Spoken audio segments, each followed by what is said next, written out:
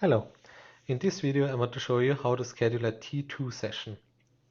Scheduling T2s is very difficult because there are many different stations involved and the station vary greatly in terms of sensitivity and slew speed. So to schedule a T2 session and to optimize it takes a little bit more steps than for a standard R1 session, for example. So before we start, please make sure that you use the newest version of the SCAD catalogs. Let's have a look at the observing mode. For this session, we want to change the observing mode to the T2 observing mode. It's this one here. We will leave the rest as it is. Okay, now let's import our T2 session from the IVS Schedule Master. So it's a 24-hour session and we want to schedule T2133. It's the newest T2 session. Okay, let's copy it and insert and pass the information. Okay, now the start time is filled up and also the network is inserted. Okay, for the T2 session, of course, we want to use fill-in modes because we have different slew speeds and sensitivities of the stations, and we also want to use subnetting because it's a global network. Here you can see the network. So as I said, there's stations all over the world, and we have to deselect VieVS, the northern twin telescope, because as you can see at the schedule master, VieVS Nord is not participating in the session. So let's deselect VieVS Nord here. Okay, if you have a look at the stations, so these are the properties of the stations. And for example, let's sort it for in terms of SCFD. And there you can see that we have some stations with very, very high SCFD values like Akko, Kashim, O'Higgins. They have sensitivities, system equivalent flux densities of 10,000 and more. And on the other hand, we have a lot of stations with very low sensitivity, very high sensitivity and low SCFD values. So we will use the standard geodetic good source list for this session. Now let's have a look at the parameterization. So there are a couple of things that you have to keep in mind when scheduling the T2 sessions. First of all, we have intensives, which are also scheduled in the same time. So some stations have to, so we have to add downtime for a couple of stations. And also, as you can see here, O'Higgins is participating. And O'Higgins typically has to observe satellites as well during 24-hour sessions. And the satellite observations have higher priority than the T2 session. So we need to add downtime for the satellite passes as well. Okay, first let's have a look at the intensive sessions. So the session starts at the day of the year 204 at 5:30. Let's have a look at the intensives. Let's go to day 204. So there is one intensive starting at 6:30, and there is one intensive the following day starting at 7:15. Okay, and here is VieVS participating and Ishioka. So we have to add downtime here for Ishioka and VieVS during this intensive, and during this intensive we have to add downtime for VieVS. Okay, let's do this. So first we have to generate a new parameter where we set the availability of no, and we call this downtime. And out of experience, I know that scheduling O'Higgins is very tricky, so we'll add another parameter where we increase the weight of O'Higgins a little bit. I call this parameter more weight. So let's start with O'Higgins. So first of all, during the whole duration of the session, we will increase the weight of O'Higgins, and then we will add the downtime of the O'Higgins satellite passes. So I got the list from the VieVS guys, which sent me the satellite passes as they are scheduled or planned at the moment. So you can see here the dates and the time of the start of the satellite passes and the end. So now we have to add this information into our setup. So we will change the start and the end time accordingly. So the first satellite pass starts at this time. We will add 5 minutes before and at the end for them to change the scheduling. So that's the first satellite pass. Then the next one, and so on. So there are unfortunately a lot of satellite passes, so we have to do this manually. So this is the next start time. And okay, I've now added all the downtimes of the stations. So first, let's have a look at O'Higgins. So when I change to O'Higgins, you can see that I've, the first step, added a little bit more weight to O'Higgins for the whole duration, and then I have added the downtimes for the satellite passes. I've also added downtimes for the station Wetzel and Ishioka for the intensives. So for Wetzel, this is the first intensive at the start of the session, and there is the second intensive. The second intensive is 2 hours long. And you can see the same one here for Ishioka. Here is the downtime of this station. Let's have a look at the default parameters that we are using for this session. So here for the station parameters, I can leave everything as it is right now. Let's go to the source-based parameters. So I will change the default parameters slightly. So first of all, I wanted to have at least 3 stations per scan.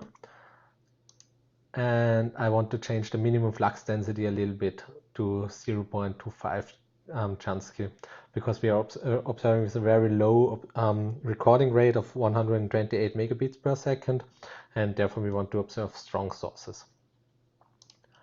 Okay, but other than that, I guess we can leave the rest as it is. Yeah, the rest looks good. So we've only changed these two. And now let's have a look at the baseline based parameters. So for this session, I want to adjust the signal to noise ratios of the stations a little bit. So what I want to do is I want to change the target signal to noise ratio based on the sensitivity of the stations. So first have a look, what were the lowest sensitive stations? It was Ago, Kashim and O'Higgins. So these 3 stations should the observing time of these 3 stations should be adjusted to be at least to be slightly lower than the signal to noise ratio of the other stations. So let's do that. So first we want to add a couple more parameters. So first we want to add a new parameter which we call high SNR, and we change the SNR, the target SNR to 25 for X band and 22 for S band. So this is for our very sensitive station. They should observe until they reach 25 in SNR of 25 in X band and 22 in S band. Then I add another parameter which I call mid SNR. So this is for our average stations. They should observe until they reach 23 SNR of 23 in X band and 20 in S band.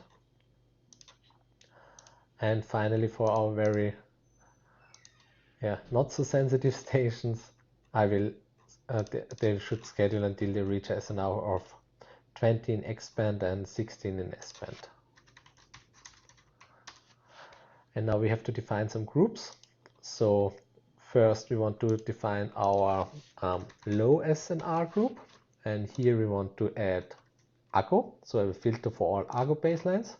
I shift click and select all. Then it was O'Higgins. So again, I can simply add all of them. Now we have 35 baselines selected, and finally I want to also add the K1 stations. And again, I add all of them. So now we have selected all Ago, O'Higgins, and Kashim baselines, and let's give them a name low SNR. Okay. And now we can add this parameter. So this baseline should observe until they reach a SNR of 16 and 20. Let's add another parameter, another group, and these are our mid SNRs. So here we want to add the station Catherine, or let's have a look first, because now I want to add all stations with an SCFD of around 5,000. So this Yargati, Koganai, Fortaleza, Sejong, Catherine. So these 5. Okay, so we created a new group. First I want to add Catherine, all stations with Catherine, all baselines with Catherine, Sejong, Fortaleza,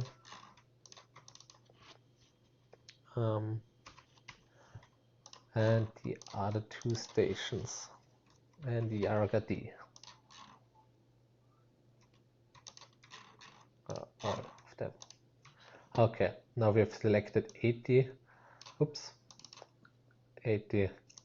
baselines, but I don't want to select baselines which include Ago, Kashim or O'Higgins, because they're already covered in the low SNR group. So I have to deselect stations with Ago, K1 or O'Higgins. So let's go quickly through it. Ago, K1, O'Higgins, Ago, K1, O'Higgins. Okay, I've deselected all Argo, K1 and O'Higgins baselines, and now let's give this group a name. I call it mid SNR. Okay, and add the setup here. So now all low SNR stations or baselines are observing until 16 and 20. The mid SNR are observing until 20 and 23. And now finally the rest one. For the rest one, it's again a little bit easier. So we can simply select the 2 already existing groups and invert our selection. Now we have all baselines which are not yet in one of the other 2 groups. I call this the high SNR group. And finally, add the new setup for the high SNR group. So every station should now be part of one of these groups. Okay, now let's have a look at the weight factors. As for every other session, the weight factors are the most important thing you can change to optimize the session. So I will use the same weight factors as always, but I will also use the average baseline weight factor with a little bit less weight. So this is just for the first initial schedule. So after the first, so I will create one or generate one schedule where I simply test everything, and if I'm satisfied with the result of the one schedule, then I will use the multi-scheduling feature to generate a lot more schedules to optimize the session. So for now, as a starting point, I will use this setup. Now let's have a look at the output files, what I want to create. So first of all, I can add my operator nodes here. So let's see, so I will simply copy paste the same text as I entered in the last T2 session. So I just download it, and here is the text, and I copy it and paste it, and now that's the operator nodes. And then for the contact information, I will add all the responsible persons. So I will load my name, so Matthias Schartner, and then I will also add Arno Müskens and Kirsten Blötz. So if you use the same person often, then you can simply add in their names, email, phone number and affiliation, and then you can save this information and load it afterwards to avoid tipping all the information in again and again. So that's just a little quality of life improvement. So as I said, we don't use the multi-scheduling feature yet, and the sky coverage parameters should be default ones, but finally we want to add a condition that every source should be at least observed 3 times. and we will also add or increase the number of gentle source reductions to 3, and also say we will stop if 3 sources do not meet this criteria. Okay, but you can also leave this as the default. Okay, now let's start and have a look at the schedule. So it will take a couple of seconds. So the first iteration is already finished, second, third, and so on. So now everything is finished. Let's have a look at the file.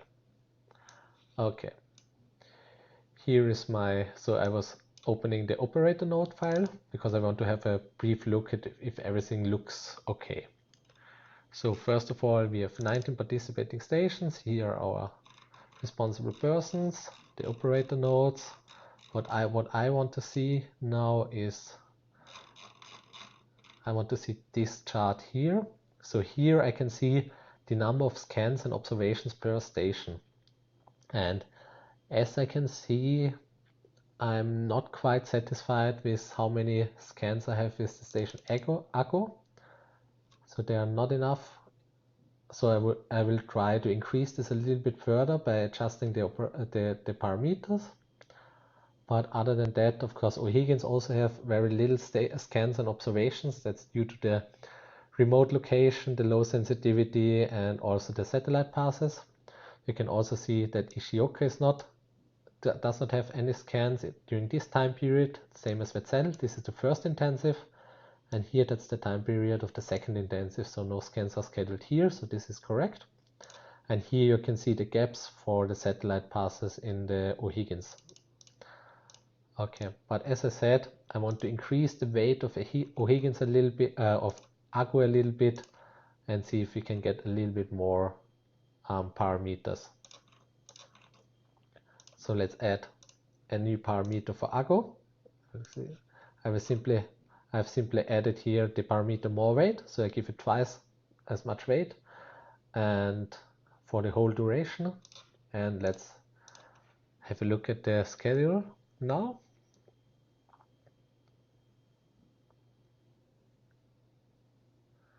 Again, it takes a couple of seconds.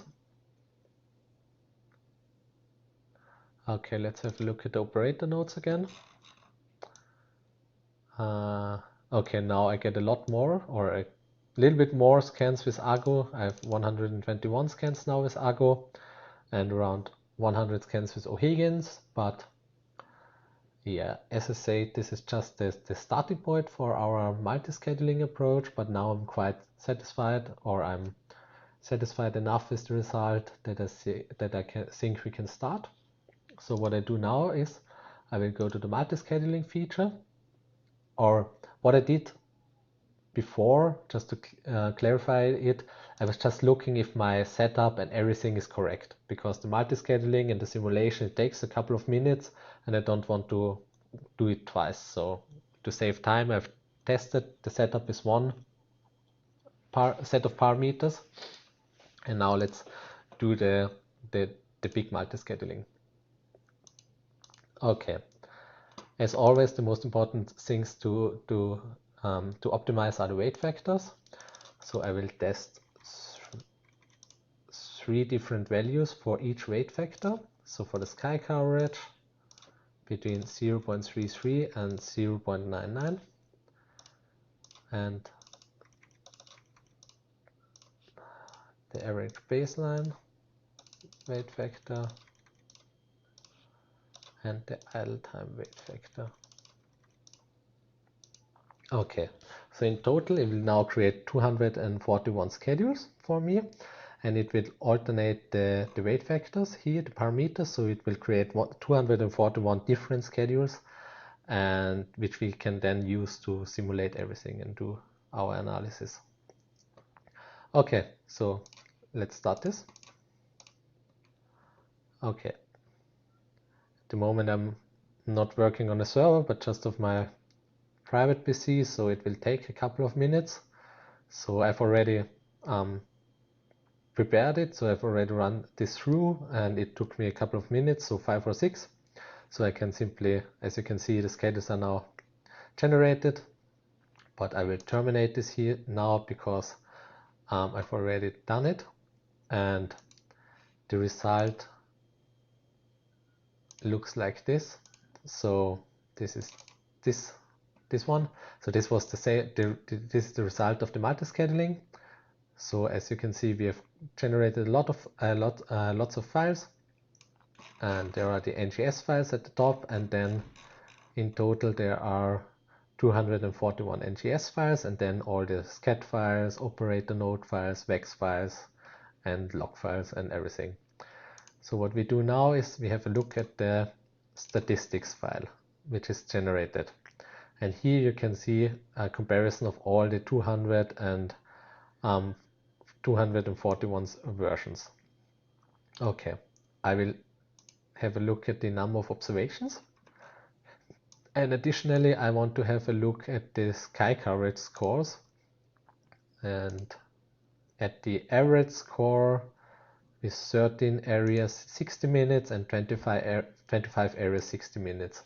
Because we don't expect a lot of scans per hour, and that's why we look at the 60 minutes sky coverage scores, and also not too many areas, because the T2 sessions, there are just a couple of scans per hour. Okay, let's have a look at the relative weight, and we also remove the minimum, and now we can see the result. So the most observations, I've sorted it based on the number of observations here, and we can see the most observations are on the top right. You see the value when a hover element are 13,000 observations, and yeah, but the sky coverage scores are just, let's say, average, so they are not extremely good. So I'm pretty sure if you do the simulations, then another schedule will be the best one, because usually you don't want to go for the schedule with the highest number of observations, but you want to have you find a sweet spot between the number of observations and the sky coverage. So I would assume that one of these, maybe this schedule, is a lot better, the version 127, because it has a high number of observations, 13,000, but also the sky coverage scores are higher than the sky coverage scores of this version here. So if I don't want to do any simulations, then I would go for version 127 and submit this one. But now let's have a look how we can really decide which schedule we want to take on a more sophisticated manner.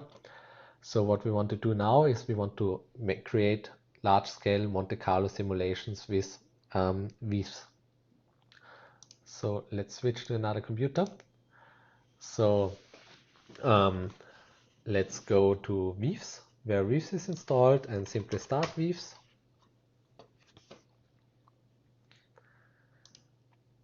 And in the meantime, I already start the parallel toolbox, because we will use it in a minute.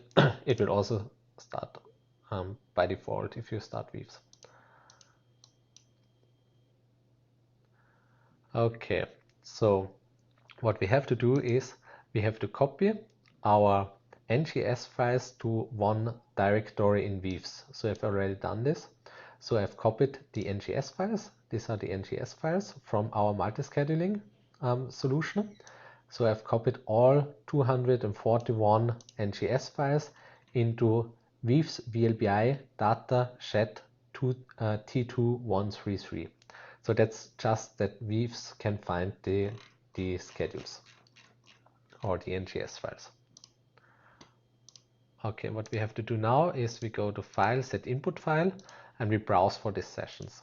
So we go to, as I said, VieVS VLBI data shed, and here should be somewhere the T2133. That's the folder, and here we have to select all the 241 sessions. Let's open it, and now we have selected all our generated schedules. Now let's go to the models EUPs. We are scheduling a session in advance, or which is in the future. So we want to change the EUP time series to a time series which includes predictions. So I will change it to the finals. And for the least squares adjustment, I just want to not estimate source coordinates. Usually I don't estimate source coordinates for the T2 sessions, but we can leave the rest as the default one. Let's go to simulations, and we want to generate, let's say, 1000 simulations per schedule with the default parameters. And what I can do now is I can already update the VShed++ statistics file. So I've also copied the VShed++ statistics file, this one. This one is generated from our multi-scheduling as well, so you can find all these files in the output folder of the VShed++. I've also copied it here, and now I will select it simply. It's also in VLBI, data, shed, T2, 133, and this is the statistics file. And now let's go to VieVS run options. Let's call it T2 133. I've already run it through once, so I call it version 2. Make sure that you select vInit, vMod, vSim, VLSM, use the parallel processing toolbox, and click Save and Run. So now let's have a look. So here you can see the output and a small wait bar. Now vInit starts, and followed by vMod. So vMod will build its theoretical delay. This is the time consuming part of VieVS, so it will take a couple of seconds, but it's not too bad for the T2 sessions. And afterwards it will run vSim to simulate our 1000 delays or time observations for every schedule, and then it will run. So now it's already at vSim, so it's simulating already the observations, and then it will run VLSM to make the 1000 estimates. And so finally we will end up with 241,000 simulations, so quite a lot. And VieVS will automatically calculate repeatability values based on these simulations, and finally finally sum everything up that you can easily adjust, easily access the information. So now it's already at VLSM, so it's already making the least squares adjustment for the 1000 solutions per schedule. And let's wait for a second. I just want to make sure that there is no error message. Then it's already finished the first sessions, and as you can see, it's already finished 28 of the 241 sessions, and it assumes that it's still 40 minutes, so it takes approximately 50 minutes to make this 241,000 simulations and analyze them. Okay, but I don't want to wait for 50 minutes. I've already prepared this. So what is the result? So the result of this processing is simply a new statistics file, which is called statistics_sim.csv. It's also a comma separated value file, and you can use this file now in VShed++ again to have a look at the simulation results. Okay, let's go back to VShed++. So what I want to do now is I want to have a look at the simulation results. So let's add the newly created statistics_sim CSV file here. And now let's have a look at the simulation results, at the repeatabilities, and in particular at the average 3D station coordinates, because it's a T2 session.